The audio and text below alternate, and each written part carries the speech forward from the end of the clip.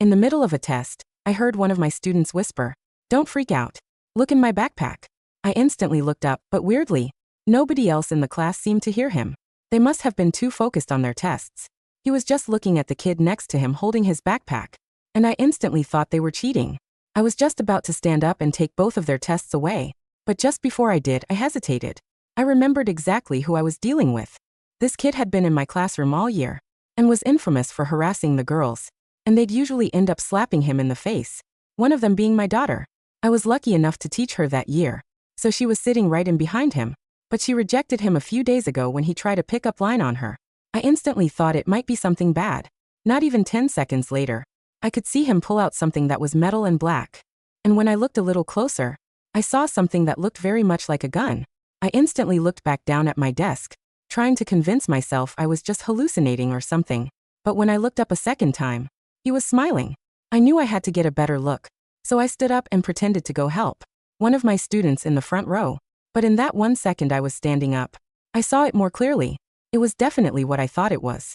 It was a handgun. I started sweating immediately. My hands were shaking as I sat back, and all I could think about was how this kid was holding a gun 4 feet away from my daughter. I was so nervous, I felt like I was going to cry, and I pulled out my phone and watch. Drops of sweat hit my desk. I was about to dial 911, but it was way too quiet in that room to say anything. If I whispered even a single word, he could hear me and start shooting. But I couldn't just leave the room. I had to keep my students safe. So I did the only thing I could think of, and texted the assistant principal. In caps, everything I had just seen. This kid was staring at my daughter now, and they were both smiling. Oh my God. Was he planning to use it on her? I was waiting for him to text me back. But minutes passed. Nothing. I knew I had to do something. He could start shooting at any second. But in that moment, that same girl from the front row stood up to hand in her test. She smiled and put it on my desk. But before she could walk away, I grabbed her hand. She could see the panic in my eyes. But before she could ask me what was wrong, I handed her a sticky note. It said, "Ask me to use the bathroom. Go to the assistant principal.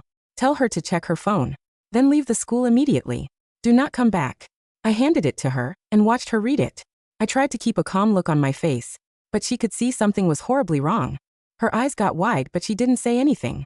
She just looked at me, asked to use the bathroom, and walked out of the room. I watched her leave and felt a tiny bit of relief, knowing she was out of there. But I still had 22 other kids sitting in this room, with an armed student, and I had no idea if help was actually coming. Then someone knocked on our door. Everyone instantly looked over, and I could see the kids sitting there nervous. The assistant principal walked in and started talking to the students, like nothing was wrong. Then he walked in front of that. This is a long-form continuation of the story, focusing on psychological tension, visceral sensory details, and a high-stakes climax. The floorboards didn't creak under Mr. Henderson's weight, but to me, his footsteps sounded like thunderclaps. He was a tall man, a former varsity coach with a jawline like a brick, and usually, his presence commanded immediate, booming silence. But today he was different. He was light, airy. He wore a mask of professional boredom that was so perfect it almost made me doubt my own eyes. "Sorry to interrupt the focus, everyone," Henderson said, his voice smooth and steady. He didn't look at me. He didn't look at the backpack. He kept his eyes sweeping across the room. A predator pretending to be a herbivore. "I just realized I forgot to collect the permission slips for the field trip from a few of you. If I call your name, just bring it up to the front." My heart was hammering against my ribs so hard I thought it might crack a bone. I looked at Caleb. That was the boy's name. Caleb Vance. He was leaning back in his chair, his fingers still twitching near the zipper of the black nylon bag. The handgun I'd seen was tucked just inside the main compartment. Caleb's smile hadn't vanished. It had curdled. It was a thin, oily expression that didn't reach his eyes. He looked at Henderson, then back at my daughter, Maya. "Maya," Caleb whispered. It was barely a breath. Maya didn't look at him. She was staring at her test paper, her pencil frozen. I realized then that she wasn't smiling anymore. She was paralyzed. That smile I had seen earlier? It wasn't a smile of shared joy. It was the grimace of a rabbit looking at a snake. A facial tic of pure, unadulterated terror. "Caleb Vance," Henderson said, checking a clipboard he'd brought in. "You're on my list. You have that slip." Caleb didn't move. "I don't think I'm going on the trip, Mr. Henderson." "Well, let's talk about it in the hall for a second," Henderson said, taking 2 steps closer. He was now halfway between my desk and Caleb's row. "Don't want to ruin the silence for the rest of the class. Grab your stuff and step out." The air in the room changed. The other students, finally picking up on the strange vibration in the atmosphere, started looking up. The scratching of pencils died away. In the vacuum of sound, I could hear the hum of the HVAC system and the distant sound of a lawnmower outside. I'm fine right here, Caleb said. His hand disappeared into the bag. Caleb, I said, my voice cracking. I tried to swallow the lump of bile in my throat. Just go with him. It's fine. Caleb turned his head slowly to look at me. His eyes were bloodshot, the pupils dilated until they were just black voids. Is it fine, Mrs. Miller? You've been looking at me all period. You think I don't notice? You think I'm stupid? I don't think you're stupid, Caleb, I said, my hands trembling beneath the desk. You think I'm a monster, he spat. He looked at Maya. Your daughter thinks I'm a joke. She laughed. When I asked her out, she laughed in front of everyone. She told me I was creepy. You know what's creepy? Being invisible. Being the guy everyone slaps because it's brave to hit the weird kid. Henderson took another step. Caleb, take your hand out of the bag. Stay back. Caleb shrieked. The sound was like a physical blow. Several students in the front row screamed and scrambled backward, their chairs screeching against the linoleum. Caleb ripped the gun out. It was heavy. It was matte black. It looked far too big for his thin adolescent hand. He didn't point it at Henderson. He pointed it straight at the back of Maya's head. Nobody move. Caleb yelled. Maya, don't you dare move a muscle. Maya let out a sob that broke my heart into 1,000 pieces. She dropped her pencil and pulled her shoulders up to her ears, her whole body shaking. Caleb, listen to me, Henderson said, his hands raised in a universal gesture of peace. His face had gone pale, but his voice remained low. You haven't done anything you can't come back from. It's just a gun right now. It hasn't fired. Nobody is hurt. Let's keep it that way. She laughed at me. Caleb screamed, his face turning a deep, bruised purple. I'm not a joke anymore, am I? Am I a joke now, Maya? Caleb, please, I begged. I stood up, my legs feeling like water. Pointed at me. If you're angry, be angry at me. I'm the one who sits here and watches. I'm the adult. Leave her out of this. Caleb's eyes flickered to me, then back to the gun. He was agitated, his breathing coming in ragged, shallow gasps. This was the most dangerous moment, the threshold. He was deciding whether to be a villain or a victim. Suddenly, the classroom door swung shut and locked. I heard the click from the outside. The school was in a full lockdown. The silence from the hallway was deafening. The girl I had sent out, the one with the sticky note, had clearly made it. But we were still trapped inside with the spark and the powder. They locked it, Caleb whispered, a wild laugh bubbling in his chest. They locked us in. They don't care about you, Mrs. Miller. They just want to keep me in here so I don't hurt the important people. I care about you, Caleb, I said, stepping around my desk. Liar. I'm not lying. I saw you struggling with your essay last week. I saw you sitting alone at lunch. I should have reached out. I'm sorry. I am so sorry. I took another step. I was now only 6 feet away from him. Stop. Or I'll do it. I'll do it right now. He pressed the barrel of the gun against Maya's hair. Maya's eyes met mine. In that second, she wasn't a teenager. She was my 5-year-old girl again, terrified of the dark, looking to me to make the world safe. And I realized that if I didn't act, I was going to watch her die. Caleb, Mr. Henderson said, trying to regain control. Look at me.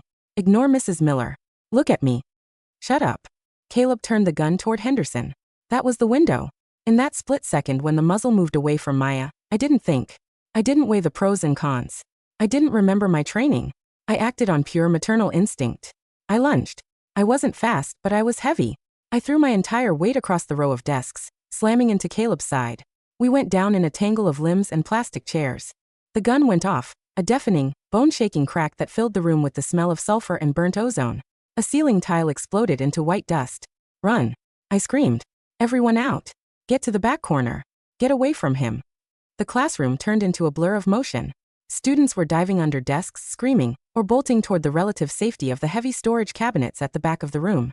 I was on top of Caleb, my hands clawing at his wrists. He was stronger than he looked, fueled by a manic, desperate adrenaline.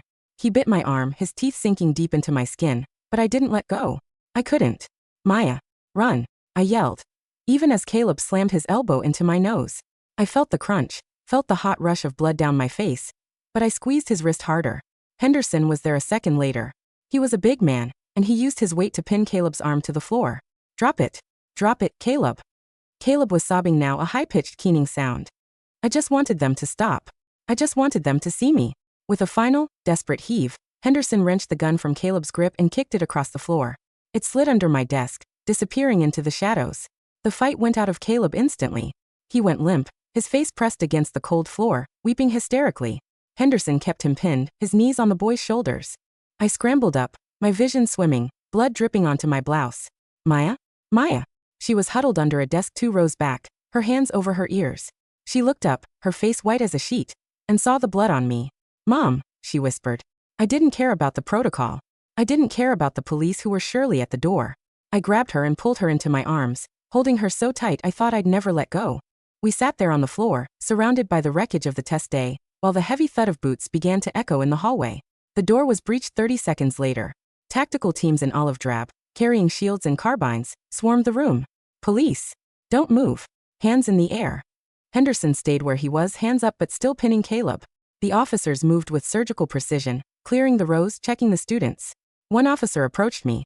He saw the blood, the shattered look in my eyes. He lowered his weapon. Are you hit, ma'am? Did the round catch you? I shook my head, my voice gone. I just pointed at the ceiling tile, then at my nose. She's okay, I croaked, clutching Maya. She's okay. The aftermath was a slow-motion blur. The school was evacuated, the parking lot filled with the flashing red and blue lights of 50 different emergency vehicles. Parents were screaming, reporters were hovering like vultures, and the air was thick with the sound of sirens. I sat on the bumper of an ambulance, a shock blanket draped over my shoulders. An EMT was cleaning the gash on my nose. Maya was sitting next to me, her hand white-knuckled in mine. Mr. Henderson walked over, his shirt torn, his tie gone. He looked 10 years older than he had an hour ago. He sat down on the other side of Maya, and just breathed for a long time. The girl, I said, my voice barely a whisper. The one I sent with the note. Is she okay? Sarah. Henderson nodded. She's with her parents. She's the reason the SRO was at the door within 2 minutes. You saved those kids, Mary. You saved your daughter. I looked down at my hands. They were still shaking. I didn't save anyone. I couldn't let him do it. They found more in the bag, Henderson said, his voice dropping so the reporters couldn't hear. 2 more magazines. A hunting knife. He wasn't planning on just scaring people. A cold shiver ran down my spine. The image of Caleb's smile flashed in my mind. The smile of someone who had already decided he wasn't coming home. What happens to him now? Maya asked. It was the first time she'd spoken since we got outside. He's in custody, Henderson said gently. He's going to get the help he needs, but he's also going to face the consequences. He won't be coming back here, Maya. Never. I looked out at the crowd of parents. I saw the girl from the front row, Sarah, hugging her mother. She looked across the lot and caught my eye. She gave me a small, solemn nod. We were linked now, by a sticky note and a terrifying secret. As the sun began to set over the high school, casting long, golden shadows across the pavement, I pulled Maya closer. The test was over. The grades didn't matter. The silence of the classroom was gone, replaced by the chaotic, beautiful noise of a world that was still turning. I looked at the school building, the place where I'd spent 15 years of my life. It looked different now. It looked fragile. But as I felt the warmth of my daughter's heartbeat against my side, I knew we would eventually go back. Not today and not tomorrow, but we would go back. Because the only way to beat the darkness Caleb had brought into that room was to keep showing up, keep teaching, and never, ever stop looking out for the kids sitting in the back row. I closed my eyes and breathed in the cool evening air, the taste of copper and dust finally fading from my tongue. We were alive. That was the only ending that mattered.